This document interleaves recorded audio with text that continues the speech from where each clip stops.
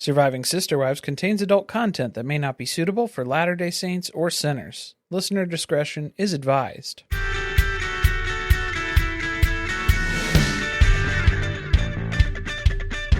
Hello and welcome to Surviving Sister Wives. I'm Corey. And I'm Carly. And this is Season 20, Episode 12.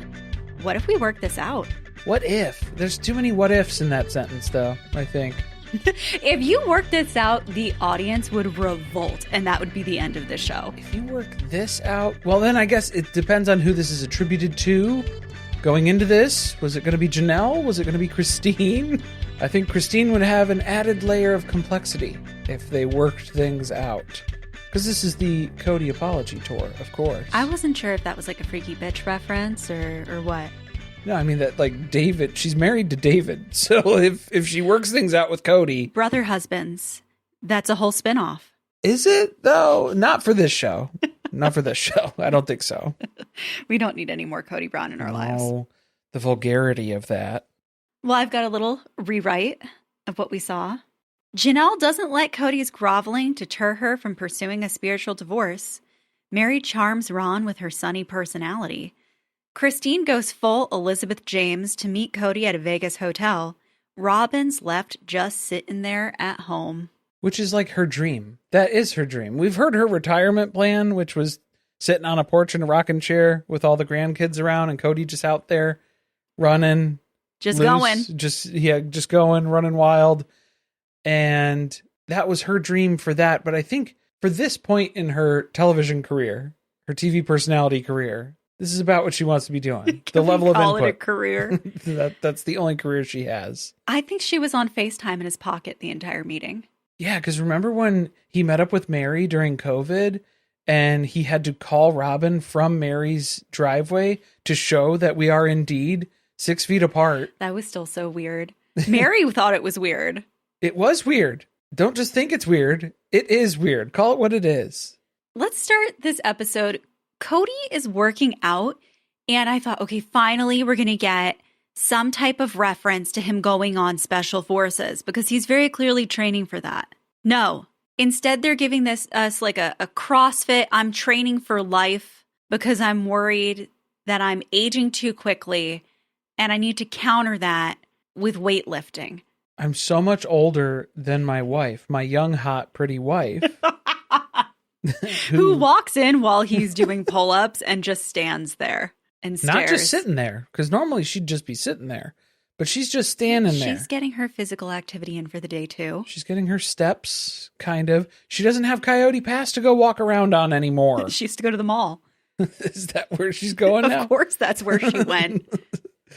And then she lifts all the heavy bags out of the car and brings them inside. Yeah, I think when Kody's telling her, hey, or pick up this backpack and feel how heavy it is. Let me know if that's heavy.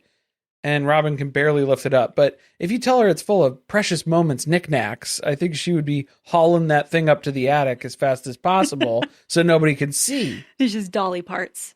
It's just bits and pieces of whatever she could find, whatever she could get her hands on. She's going to take them. She's going to claim them. He has a lot of stuff to pick from around that house to weight that bag down. Yeah, take your pick. Just what sort of... Cleared out some cans in the pantry. It's a lot of green beans. It's a lot of kidney beans. All the stuff that goes uneaten in the snack pantry. Yeah, none of the light, crisp, individually 100-calorie portioned out snack grains, I guess. Yeah, none of these empty carbs. The gluten-free snacks. It's all of the expired tins. That's what's going on.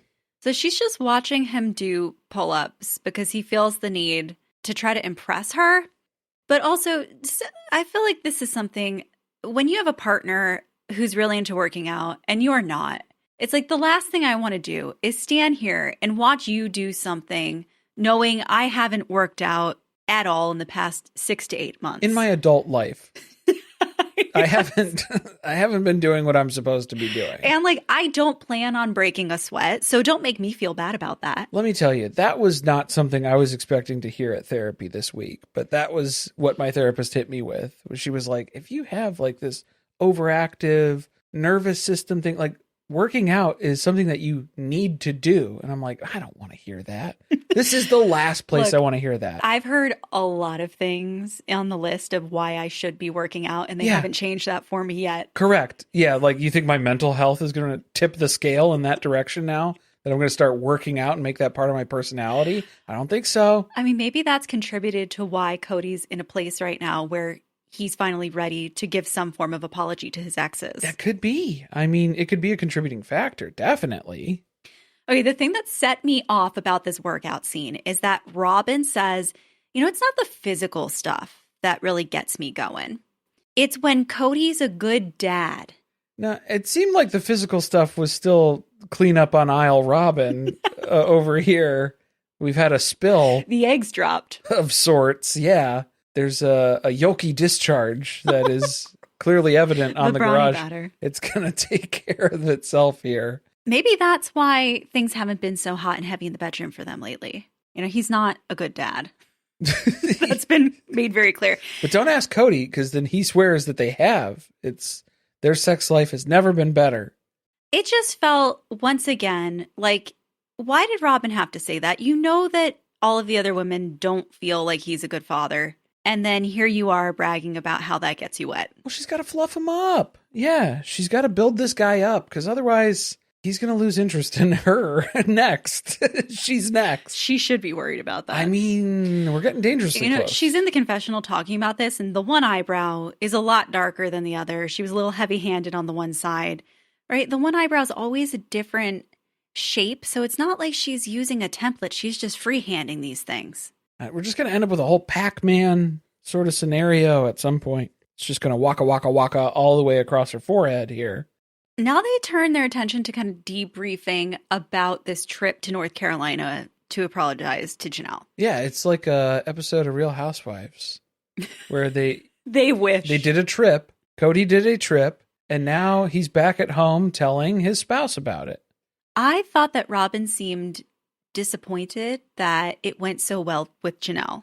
Okay, I think Robyn was confused because Kody started in on the things that he had said in this apology, in this conversation with Janelle, and Robyn got confused and thought that he was talking to her, meaning like he was saying, like she thought that it was her apology? Well, he was saying like, I want to get real with you and apologize. And then Robyn was shocked and surprised because she's like, what does he have to apologize for? For sleeping with Janelle at the hotel? He gave in to his carnal desire? They banged it out. Is that what happened? They really were just looking at each other like, maybe just once for old time's sake. I mean, it would be good, wouldn't it? You can't deny it. You're going to look me in the eye and tell me it wouldn't be good? I think they walked off different directions and then they met in the back of the building. Yeah, they just went around the block in opposite directions. We had a Wawa parking lot hookup. Oh, is that what was going on? So, I mean, I think that was where Robyn's head was at. That was where she immediately jumped to was, oh my God, he has something to apologize and confess to me about. And then he's like, no, that's what I said to Janelle. And she's like, oh, okay. Now I'm with you. I'm on board with... I got confused for a second. I forgot where I was. Well, that's who she is. She's shy, pretty, and confused.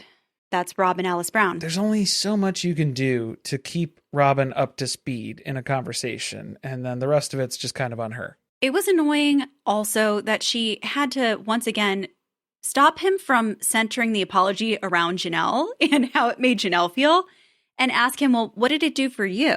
Did you feel better about it? Did God tell you that that was the right thing? And he was like, God's telling me this is A-okay. Yeah, this is good stuff for me. Which, again, I am not really understanding what this apology is then, because it's not for the other person.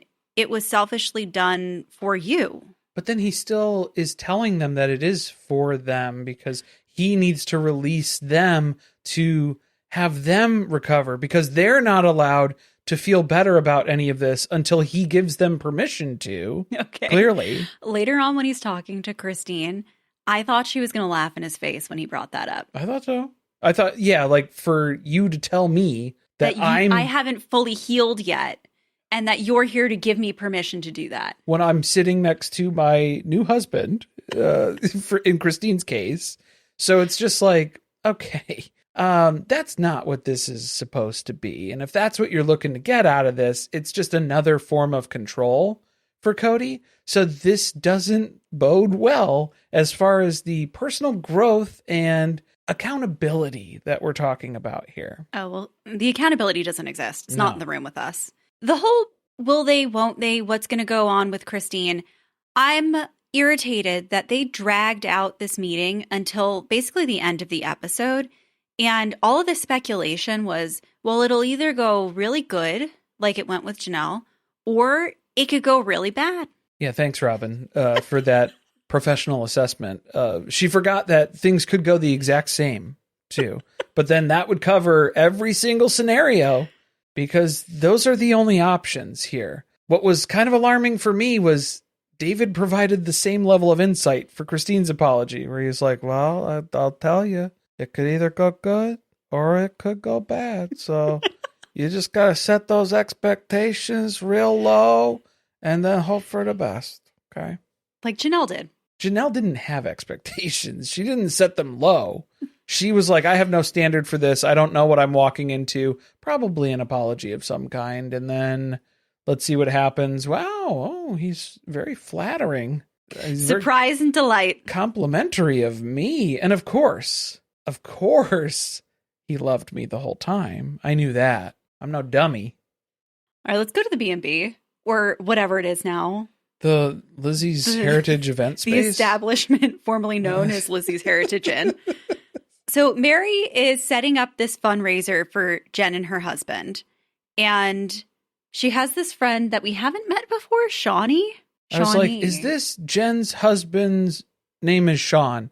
Is Shawnee Sean's sister? Are they related? Sean and Shawnee. Sean and Shawnee. Like Colin and Colleen on Bailin' Out Loud. Yeah, that's unfortunate. I wouldn't be able to do that. Sorry, I can't differentiate. And they're not twins. No. Look, I could kind of get if you have twins and that's like a little bit of a cute thing to do. But just to have two separate children and be like, I just really liked that name. It's close enough. That's what we were going with. That's what we were going for. Because then what's the mom's name too? The mom's name rhymes with it too. So then that really throws me off as well on Bailin' Out Loud. Totally unrelated. Don't worry about it. Yeah, I can't remember. Don't worry about it. So we've got our new cast of the Golden Girls here. We've got Meri, Jen, Amber, and Shawnee. Boo-doo-doo-doo. That is a show I will watch all the way. Do-do-do-do-do. Can we get like a combination of that and The Golden Bachelorette starring Meri Brown? I don't want to see Meri date anymore. I don't want any more dating. If this is what we would see, because imagine this would be like the hometown dates of her Golden Bachelorette. But for the entire season. Ugh. Because she'd have to make sure that she got to be in Parowan the whole time. I can't do it. I wouldn't be able to do a whole season of that. Well, she's been dating behind our backs, which was what I theorized last episode. Because you don't just invite someone that you met randomly and had one speed dating conversation. You don't invite them to your best friend's husband's cancer support like a fundraiser event that this entire town is rallying behind. Well, I can understand inviting them, but he showed up in the t-shirt. He's offering to help cook breakfast. Very clearly, there's a lot more of a relationship between he and Meri than that they've just casually been seeing each other. They've been going on dates. But he made note. Yeah, well, just the amount of photos that Meri's sharing with us now, too. It's like, huh. He's wearing a Worthy Up sweatshirt. At one point, he's been to Worthy Up events? Maybe he went on one of the Disney excursions. Do you think he charged her for the hoodie? Or do you think she charged him for the hoodie? I think he charged her for something else. To get divorced. Legally. Carnally. I don't see the chemistry. I don't see it either. I mean, you can clearly see that Ron has taken note that Meri's love language is acts of service. And he's like, what can I do to help? Can you put me to work? I'll volunteer. I'll help and assist with anything. Do you feel like the vibes are off with him? Whatever do you mean, Carly? Okay, I have two things that I'm thinking. Are you going Reese from Seeking Sister Wife? Yes, but I'm not even going to bring up Reese because I don't like speculating right. about. I do, but I'm going to speculate. Okay. I do believe that Ron is bisexual. Okay. Not that that matters. No. Why But would I it? also don't think that he's attracted to Meri. Okay. He's here. He's trying to make it work. It's not really happening. He's trying to force the chemistry. That, and he is kind of giving me like bottled up serial killer vibes. Oh, you're getting Bundy energy? A little bit. Bundy charm? Like, is that what this is? I don't think it's serial killer energy necessarily, but I can't rule it out entirely. Maybe either. he's just very uncomfortable on camera. You know, I think the thing that we saw about Ron is that he shuts down when things get awkward.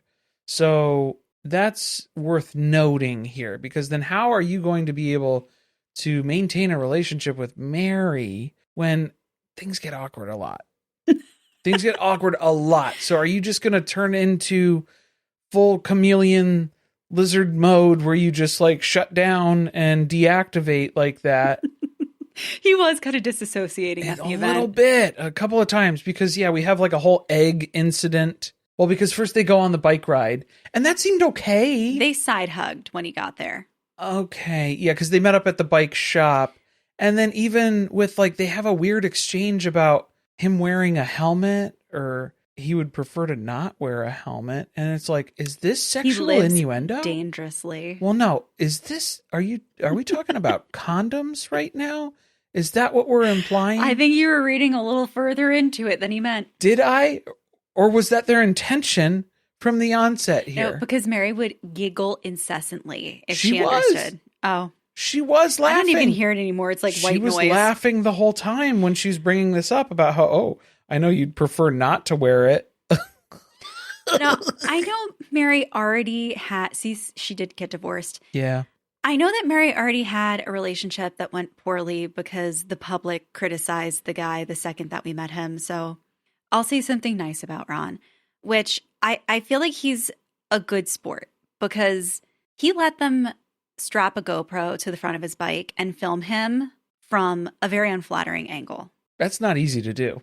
I don't think I would let them do that to me. Not a lot of people can pull that off. But he did it. And he didn't complain about it. He didn't say no. He signed the release forms. He's here on camera, face unblurred. He's participating. I think I'd go rescind my, what is it? Yeah, you're like release form. My release form. I'd rescind my release form as soon as I got into the egg situation. I'd be like, I need to see the dailies from this and approve what's going to be included as part of the show here. I need final creative control. Everybody is kind of trying to pitch in and help where they can. And really, like, Ron has no obligation to do anything here, but he's going out of his way to try to be helpful. And he starts cracking eggs while Amber is cooking on the flat top or whatever it is.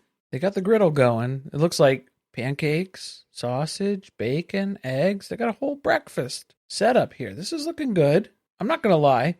But then, we get to the eggs. We're cracking eggs. More crimes against eggs on this show than we're used to seeing. At least Gabe wasn't at the helm here for the fried egg. They weren't burnt. Controversy. So. The fried eggs, ultimately, that they brought out were browned. Oh, I didn't even see them. Oh, yeah. They were well done. Meri walks over as they're working on this together, and everything's going fine with Amber and Ron. You would think. Well, they're in agreement. Yeah, Amber and Ron, because Ron's cracking eggs. We got teamwork going on. I'm trying to keep the shells out of it here as best I can, but let me know if we miss any. And then Amber's just scrambling them up on the flat top here. And he's like, I think scrambled's probably the way to go just for the sheer quantity of these eggs. And we're not really going for, an egg at order per order. A gourmet breakfast experience. Yeah. And we're not cooking eggs to order necessarily. We're trying to do like a bulk amount here, which is crazy to do fried eggs singular, like individually here. It was insane to buy actual whole eggs. The eggs at the price of eggs currently? Is this not the peak of egg prices? Like, look, they're not the most appetizing thing, but the liquid eggs. I mean, for this scenario, you can't have, we have a whole person dedicated to just cracking eggs. While someone else is scrambling. Because it's going to take so much time to do. Yeah.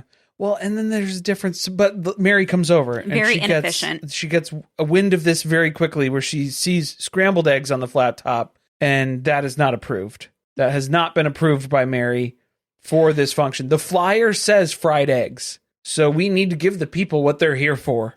Why don't you just put eggs? Did you need Eggs. to specify how the eggs were going to be cooked? Also, if you show up to a fundraiser event for somebody with cancer and you complain that they served scrambled instead of fried eggs, you're an asshole.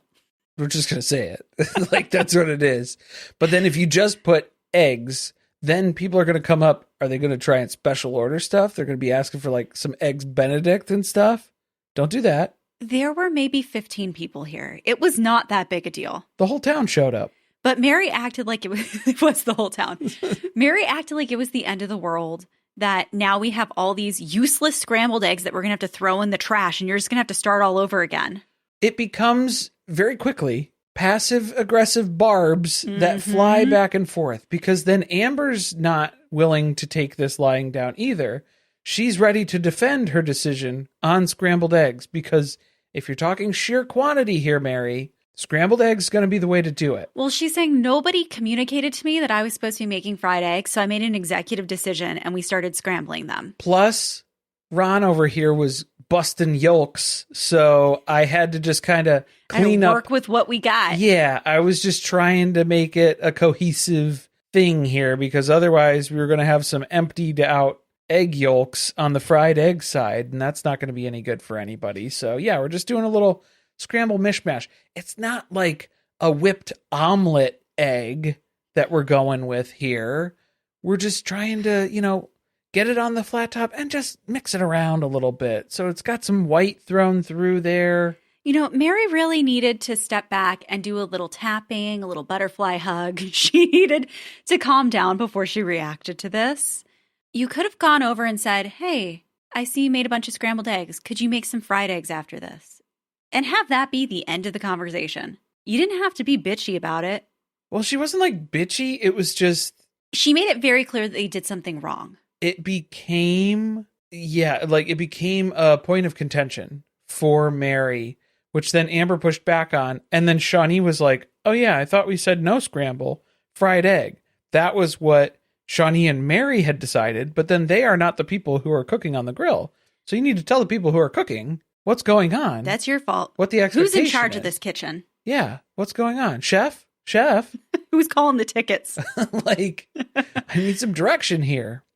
They start arguing about who's in the group chat. They're going to start a new group chat. And Ron's just fading into the bushes. Look, when all of the gals are speaking sarcastically to each other and laughing through their entire sentences while they're kind of saying sort of aggressive things to each other, passive aggressive things, right? Like that's what they're getting at here is where they're like, well, I didn't know. Nobody told me that. But they're not arguing. They're trying to laugh it off like it doesn't bother them. But it totally does. It very clearly is bothering everyone here. Yeah. So Ron doesn't say anything. Meri's like, wow, Ron did great. He was so funny in his response to this. And it's like, really? Because I saw him completely disconnect from this entire scenario. I thought Ron is never going to be heard from ever again after this. I thought this was it. I thought this was done. Why are you showing me all these photos of Meri and Ron? Because, yeah, he's not going to be calling her back now. He's blocking her. It was nice to meet him.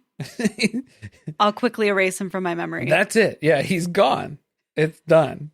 He looked terrified. Well, it's also because it's rude when you have people who are just trying to help get something accomplished and then you're not happy with the way they did it. And then now you're doing it wrong. Right. Even though you didn't tell me how it needed to be done or how you wanted. This is why things didn't work with your sister wives, Meri. Yeah. We have a communication problem. And that doesn't just live with Kody. That's within the entire family. Communication is key and nobody's got it. And friends. Now we're seeing with friends. And friends, yes. They edited in Sean, this is Jen's husband, being very complimentary of Meri. I feel like they needed that to counterbalance what a bitch Meri was at this event. Well, it was like, yeah, he was talking about how supportive and caring and thoughtful Meri is. And it's like, Meri Brown? Are you talking about our Meri? The Meri that we know on this show? I think she is a person who has a big heart and she has good intentions. But I then think you meant brings a heaviness in the room when she enters. But there's also that. There's a dark energy that looms behind her. For all the good, there's a lot of bad that comes along with it, where she erases away the positive memories eventually. And that's what we were worried about, was like, is this Ron's first exposure to this side of Meri? Does he not know? Yeah, I don't know. Well, he hasn't seen her interact with her friends. This is the first time that he's there doing that, and she's in her comfort zone. She's at home. She's in Parowan at the B&B. I think Ron's personally experienced it. Who here has felt personally victimized by Regina George? So, like, I mean, even when they were riding the bike, he was making a joke about popping a wheelie, but it's like an electric bike. It's too heavy. And then he was trying to do it. Meri wasn't even watching him do this. She never even looked. She didn't look over. He's like trying to joke with her and have a good time here. This woman who pretends that everything's funny. Didn't laugh at that. No. This man's clearly trying to make a joke. He's trying to lighten the mood here and have fun. No. There's no spark. There's nothing between them. There's just, there's awkward, uncomfortable. There's a weird disconnect. It feels like a Hallmark movie romance because there is no chemistry between the two main actors. Well, maybe he came from central casting. Maybe. Because if Meri got with somebody and it really turned into a relationship, that would be a whole nother season for this show. Okay, but then Meri seems like convinced that Ron is so great and he fits right into her little world in Parowan with all her friends. And it's awesome, fantastic. Well, that's what she needs. She needs a guy who will disassociate while she goes on doing what she wants to do. Yeah, don't call me out on anything. Like when I'm being out of pocket and you kind of popping off with stuff. No. Don't hold me accountable. Just retreat to up here. Just shh. Just don't think about it too much, okay? And just pipe down over there. I mean, maybe he'll be good for her in that way. It's like, is that good? He's just going to bottle everything up until he explodes one day. Maybe that is the serial killer energy that you're picking up on. Is that what it is? Yeah, where he's just Christopher Watts. He's compartmental. I thought you were going to say Christopher Walken. That was very different where my mind was going there. But yeah, it's like he's compartmentalizing this and it's just all going to distill down into rage at some point. Like Chad on Married at First Sight. Another murder tarp anniversary is in her future. So Janelle, she's meeting up with her friends again. I hope they got their Applebee's gift card or something because they're really putting in the work this season, giving her a storyline. And they're all over the place. Yeah. Like anywhere she needs to go where there's cameras, they're showing up. They're popping in. They're like, you need to film? Okay, great. We're on board. She's telling them about how this meeting with Kody went and how he actually delivered an apology. And instead of focusing on that part, they want to talk about what Kody wore and what Janelle wore. We got to do a fit check first, okay? Because what did you wear? And Janelle, who was our fashionista of the show, clearly, asking her, what did she wear? She's like, I don't know, regular clothes, I guess. She's like, I don't even remember. A burlap bag. I don't recall. I have no Literally recollection. Whatever was clean on the top of the laundry pile. I didn't put that much thought into it. It passed the sniff check. Cody's apology didn't. Well, in her eyes, it did, though. Janelle said that she told Kody to leave Robyn at home. I loved that. Slow claps for that queen. Very good. Very good. Very well done. Do you think that she would have gone with him?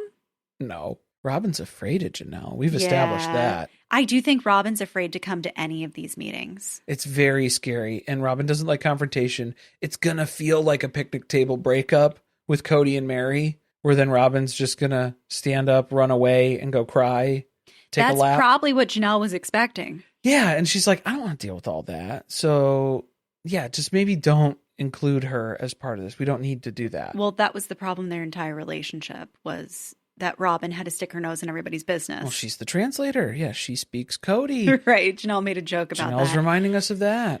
Strangely enough, she did understand the words that Kody communicated to her at this meeting without Robyn's assistance. Yep, she was able to piece that together. And the things that he screamed repeatedly in the hotel room later as well afterwards. Heard every word of it. It was a little muffled at times, but yeah, she was still able to make it out pretty clear. She was really shook by the fact that he came there to issue an apology because she wasn't really expecting that. And not wearing a visor. Yes. He wore a suit jacket, so she was very impressed. He's a little dressed up. It's a formal event now. He's putting in the effort. I guess she was satisfied by this, or she was satisfied by something that day. She needed a cigarette after this, yeah. I don't feel like it was really worthy of that much praise. No, because then she's talking about how, it seemed really genuine. Okay, because the previews that we've already seen for the reunion, the tell-all at the end of the season, Kody's already walking back half of these apologies. So I don't think that Janelle has the best read on authenticity from this man. Well, the sad thing is, I do believe that his apology to Janelle is going to be the one he means the most out of all of them that he gives. Because she took it the best? Well, that's a big part of it. But also, I do think that there was something between the two of them that he just didn't have with the other wives. Like Meri, I think there was kind of like the young love, that first spark and that experience with somebody, but it faded very quickly. Very quickly. Christine, it just never really happened. Never clicked. Yeah. And then with Janelle, I think he had an intellectual connection with her and that they had, because of that, deeper conversations and knew each other on a better level than he ever really did with Meri and Christine. Oh, I think he drastically misses that level of intellectual intelligence and that's lacking in intimacy. His home right now. Yeah, he does not. He's not met with the same level of conversation in the She Rashette do. Can only talk about the American Girl catalog so many times. You know? And the Twilight series, of course. He's Team Jacob or Team Edward. Those are the two camps that we reside in the She Rashette do. Her friends are now asking, well, do you think, would you ever get back together with him? Is that something that you really thought about? Because I think they too are very concerned by how pleased she was with this meeting. Yeah, and Janelle's even admitting, she's like, well, I mean, you meet up with an ex, the thought crosses your mind, what if we worked this out? For one night. Just one night? Give me just one night? No, she knows, don't go back. It's over. That time has kind of passed. She was seeing this difference, though. Like, Kody seems very, very changed by this whole process. Very different than the last conversation that she had face-to-face with him, where he was storming out and slamming the door and breaking her doorknob next to her Christmas tree. A different vibe. Yeah, definitely a different energy. I don't know. I kind of think that Janelle would get back together with Kody if it weren't for the fact that there are millions of people who watch this show who would be upset. And her kids would never, ever let her live it down. Her kids. Yeah, I think it comes down to her kids. Because then she brought that up, too. He didn't even mention the kids throughout this whole conversation. That would have pissed me off. There would have been no way I would have left and not had something salty to say about that. Oh, yeah. Yeah, because, I think that is the biggest factor. Janelle's entire marriage, she clung to the fact that Kody's not that great of a husband, but I don't really want, a super involved husband anyway. I just wanted a good dad for my kids. That was her only baseline. That was her only intention for being married and staying married to Kody. So as soon as he started being a dick to her kids, that was it. They were done. So she's feeling extra done. And she's like, yeah, now that we've got that out of the way, he's feeling better with an apology. I'm going to go ahead and move forward with this spiritual divorce that I've been sitting on. I'm going to kick him one last time. I'm going to put this apology to the test because he's probably going to get fired up. He's going to get real upset about this and he's going to have some more shit to say. I am living for the spiritual divorce storyline because I can't wait to see what the church is going to say. Yeah, they're going to be like, oh, God, not another one. They didn't mince words the first time with him. I cannot wait to hear how this goes when Janelle gets hers. Well, we're back at it. Yeah, here we go again. All right, Christine and David, they're in Vegas. Did they come here specifically to meet up with Kody? This was an entire product placement scene. This entire meetup in Vegas. They showed us the logo to this hotel so many times. And talked about the room that they were meeting in. The steakhouse with the private dining space. It was weird. It's a primo experience here. Plus, Kody's hanging out poolside and FaceTiming with Robyn. See all the about amenities. Yeah, he can just see everything here. Not a soul in this entire establishment. So is this a new place that they're building out? This is like on Real Housewives of Salt Lake City last week when they're in Greece. There was nobody else at the hotel. Nobody. So it's a closed set, I guess. That's a component here. It was probably perhaps. 5:30 in the morning while he was. Well, it couldn't have been because he FaceTimed Robyn. She was awake. She wouldn't have. Yeah, she wouldn't have been there. No. So this is Christine's olive branch conversation because she got the same exact text that Janelle got. And so she's showing up here. David is coming along as well. Kody invited David, though. He wants him to be part of it out of respect for David and Christine's marriage, of course. Okay. Is it really about that? Because then he talks about how David has had a lot to say about him on TV and how he's kind of annoyed because David doesn't even know him, but he's making comments about him. Well, he didn't address that. Well, at least not in any of the footage that we saw for this episode. No, it was in this episode. He said that. I mean, he didn't say it to Kody, David. That's what I'm saying.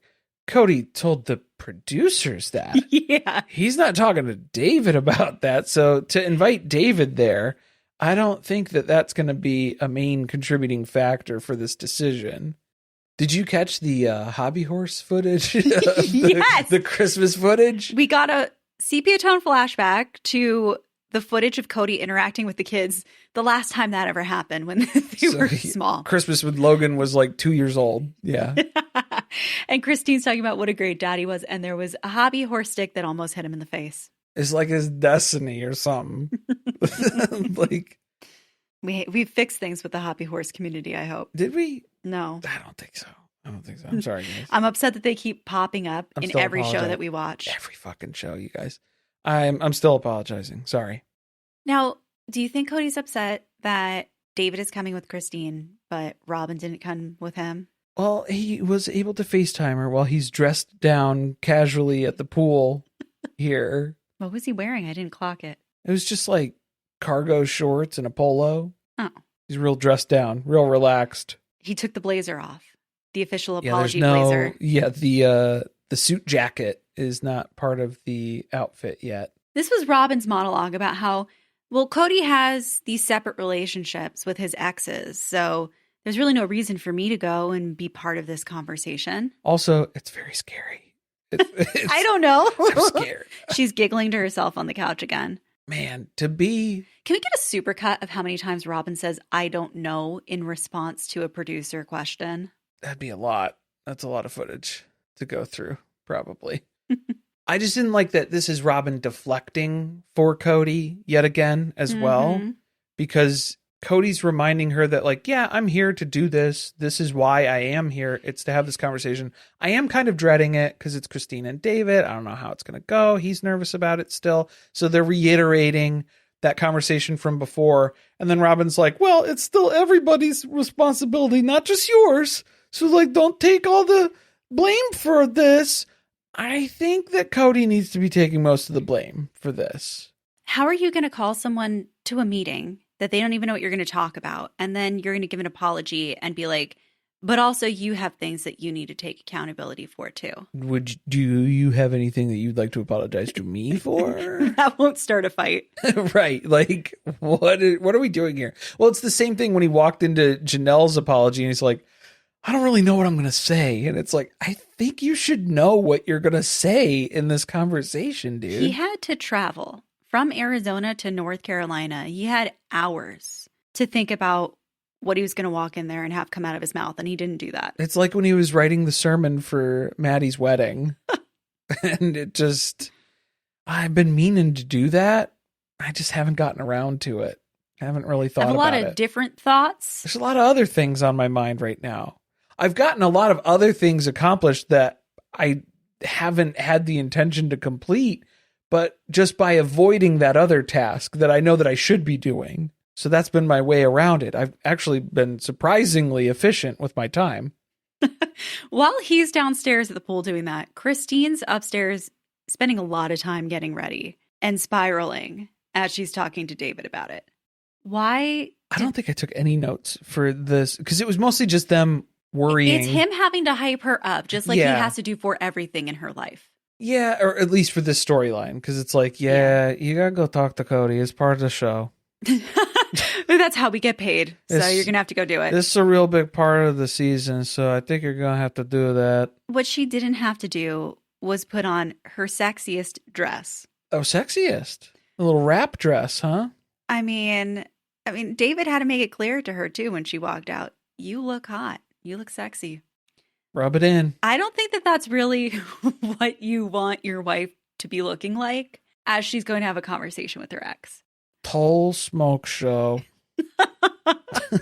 You're just trying to build her up. Yeah, I think he knows that is very reassuring for Christine. Her words of affirmation. Much like Ron knows that Meri prefers acts of service. A couple different acts.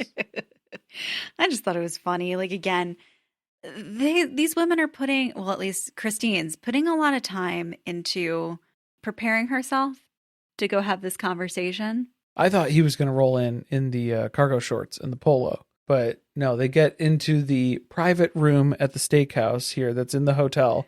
That's where Christine really starts to lose it. Christine's anxiety pops off, because then she's looking around, she's like, wow, this is a really big room. And David's like, it is. It's a big room. This is a really big table with a lot of chairs. With like 85 place settings. There's only supposed to be 3 of us. How many people are showing up to this? Christine starts thinking to herself, and then she turns to David and asks, are there more people that are coming to this that I don't know about? She must have thought that he was in on it.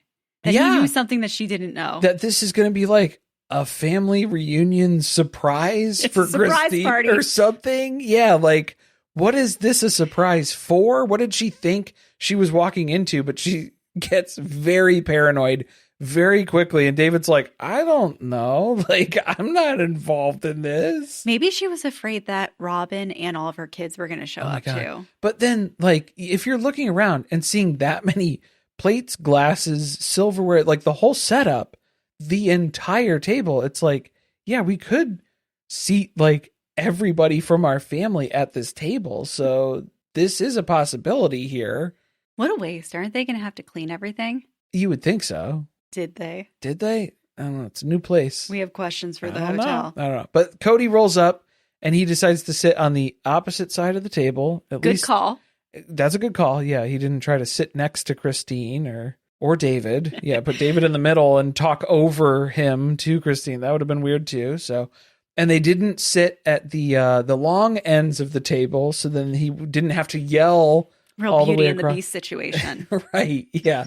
So they just sit on opposite sides of the table, reasonable distance here, but still way too much stuff on the table. The last conversation that they had together about their relationship was the knife and the kidneys. And I wouldn't really call that much of a conversation because it was mainly Kody screaming things at Christine and Christine just holding in all of her internal thoughts. Yeah. So, I mean, that's what Christine's worried about. What am I walking into? Is this just going to be Kody berating me? She doesn't know that he's turned the corner and that he's over all of his anger issues and he's ready to apologize for all of that. She's not aware of that. He's so weird too, because the minute he sits down there, they've already been served their drinks, which I guess he was annoyed that maybe they didn't wait to order. Well, they greeted with a hug though. Yeah. That was weird to me. He's establishing, a power dynamic. I guess. I want you to know that there's not going to be any hostility here today. Okay. Okay. We're going to start off with a hug. But then to somebody who I haven't spoken to in years. Yeah, that I last saw, I was screaming at. I would have denied the hug. I would have said, no, especially thanks. Since you don't know how this is going to go. Although I'm sure she talked to Janelle and she knows how Janelle's meeting went. Probably. She has to have an inkling, at least a better idea than Janelle did walking into hers. They're not really showing us a lot of the Christine and Janelle interaction as much. They're really trying to push the Janelle and Meri friendship this season. That's what we see in the next episode. The dream team. Yeah, really. He tells him, suck those beers down because I got something to tell you. Which sounds concerning, doesn't it? Like, that's not really how you tee up an apology, like a heartfelt conversation about how you feel bad about how you've acted in the past. It's concerning for a number of issues. If I were Christine, I would say, we're not married anymore. you don't get to tell me what I have to suck down now. So please. And in front of my husband, in front of David, you're going to tell us to suck down beers right now? I wouldn't have ordered a drink. Well, I think that was sending a message too, where they were like, I'm going to need a drink to have to deal with this guy. To get through this. Yeah. I feel like I wouldn't have ordered a drink just because it's going to take you so long to get through that to be able to get up and leave. For some people. You know, I need to be prepared to flee, to leave this room very quickly. So he does start and say, I want to apologize to you with all my heart because you need healing. I've identified that you're just not over me yet. Yeah. And I'm here today to deliver this gift to you. Yeah. Like David aside, I can tell you're not really fully over this. You haven't processed everything that we've been through. So I needed to tell you that and get that off of my conscience. Okay. Yeah. It's not going well so far. And then he continues to apologize for how we broke up, for being so angry. And I mean, I know we had some bad times, but I want you to remember the good times that were in there too.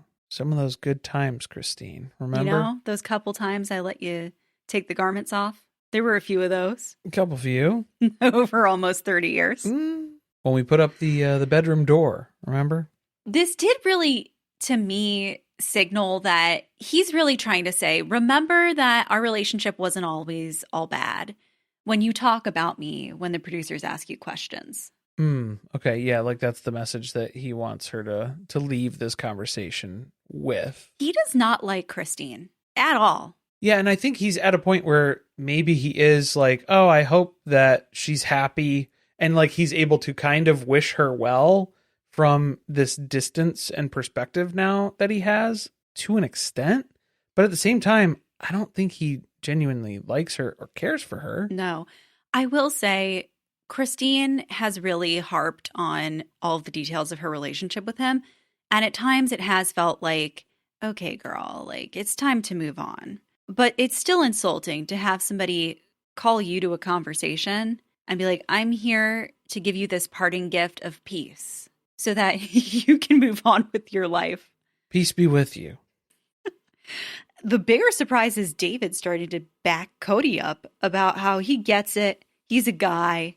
He gets it from a guy's perspective, and he tries to solidarity. Explain that to Christine. Here, yeah, and Kody appreciates that too. He's very thankful for David's input and how he's able to back up Kody's wildly inappropriate, fragile masculinity responses that he has to things. Like, thank you for taking up my honor in that way. I really appreciate it. Like, up to this point, I don't think the conversation wasn't going well, but it wasn't too weird. Oh, it was weird because there was the point too where he had told Christine, if I hadn't messed up, then you wouldn't have this great relationship that you have with David now. All right, yeah, this is where it starts. It turns here. Because that was like Here's Janelle. The silver lining of me being a terrible husband. I was horrible. Is you moved on with your life and you found somebody much better. Same thing with Janelle. Aren't you glad I was so angry with you? Because that proves how much I cared about you. Not really. I don't really need to do those mental gymnastics to feel good about where I'm at in my life. It has nothing to do with you. Abusive, misogynistic sort of lens that we're going to put on it. The fact that I've now found a relationship that's good for me is no credit to you. No, absolutely not. Absolutely not. You had nothing to do with it. You were not involved. Thank you very much. Then Christine kind of makes it weird when he starts apologizing for having said that he never loved her because she's in front of David. It's like, okay, David was married before as well. You're in your 50s. I think you can both understand that you had relationships before where you were in love with your spouse. You don't anymore. And that's why you two are together. To be fair, there's not, a previous relationship that is in the room with David and Christine telling David this in person. Like I think that's the weird part for Christine. All right. Is that you have Kody who is espousing all of this to her in front of her new husband. And she's just kind of like, I don't know what to do with this because she doesn't know how to respond to that. I don't think she believes him. Well, I think that's a bigger part of it. Yeah. Yeah. I think Christine is convinced that Kody never loved her. Or if there was some type of love between them, it wasn't romantic love. Yeah, it was practical or functional or whatever, but just like a brotherly love, a sibling love that he had with Janelle. I love you like a sister. But I mean, the part that I loved too was how Kody was kind of admitting to that a little bit as well, where he's like, it is kind of weird that I'm saying all this stuff with David in the room. And it's like, dude, you invited David. He didn't think through anything he was going to say. You wanted him to be here as part of this. And now you're telling him all this stuff. You're saying all this stuff to Christine that now you're like, oh, that's kind of weird to say that in front of David. Then why are you doing that? Don't do that. Okay, it would have been weirder if they started talking about their intimacy problems. I just think something as general as, I said I never loved you, that wasn't true. To me, that's not that big a deal. That's not terrible, yeah. But for Kody to be like, it is kind of weird. Okay, well, you made it weird by inviting him here. You set up the requirements to make that weird. Well, I think it's especially odd for people who were in a polygamous relationship to act like it's strange to hear someone say that they loved you or love you in front of another person. Well, then Christine's like, oh my gosh, I can't even imagine what's going through David's head right now. Ask him. The producer's job. You need to ask David, what are you thinking about this right now? And I mean, from the preview for the next episode, because they kind of cliffhang it there. Of course. We don't really know how the rest of this conversation plays out just yet. But in the preview for next week, they clearly do ask David, what does he think about it? And he's like, well, I think Kody's full of shit, basically, for saying, of course, he loved Christine. They had kids. They were married for so long. Like, yeah, he was very clearly not telling the truth when he was saying that he never loved her. So I don't even know why we're discussing it, really. Next week's episode is called Benevolence, Bitch. I hope David says it. I hope that's a David line. Okay, I know last episode people were starting to message us about how they're not really feeling David anymore. We're going to like David next episode. Yeah, they weren't liking like some of the jokes he was making. They felt like he was too competitive. Well, seeing someone finally say to Kody, maybe you should start with fixing your relationship with your kids. If you're going to do an apology tour, maybe you should start with your kids.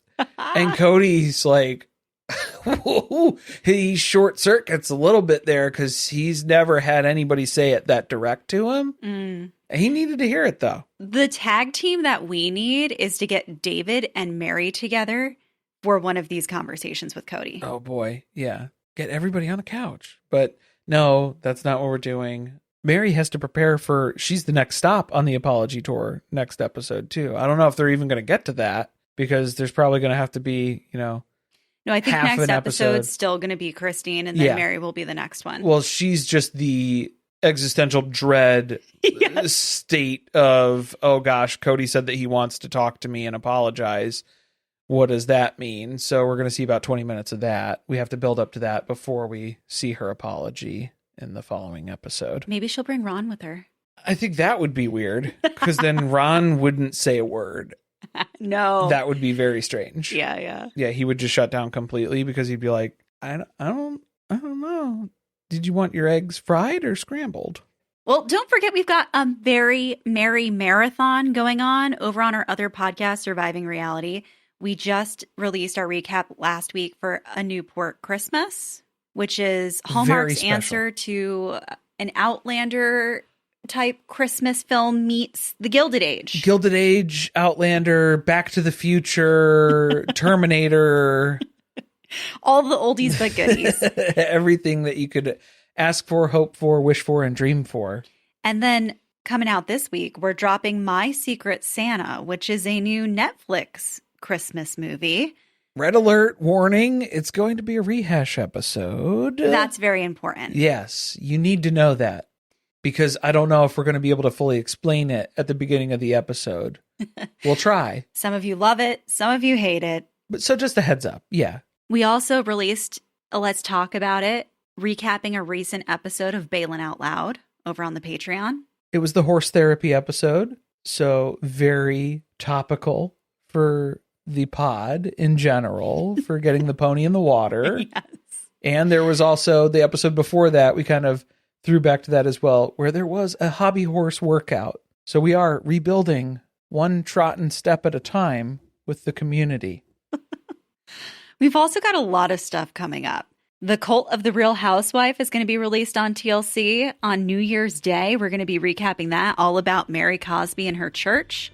That'll be over on Surviving Reality. And The Traitors is starting again in early January. Was it January 8th? January 8th is the episode drops on Thursday nights on Peacock. So we'll be watching those and then publishing the episodes shortly after there. And if you want to join our live watch parties, we do those every Monday night for Sister Wives over on our Patreon's Discord. But we're also going to be doing them for The Traitors on Thursday nights at 9 p.m. So if you're interested in that, you got to jump over to the Patreon. Very exciting stuff. Thanks for listening. See you next time.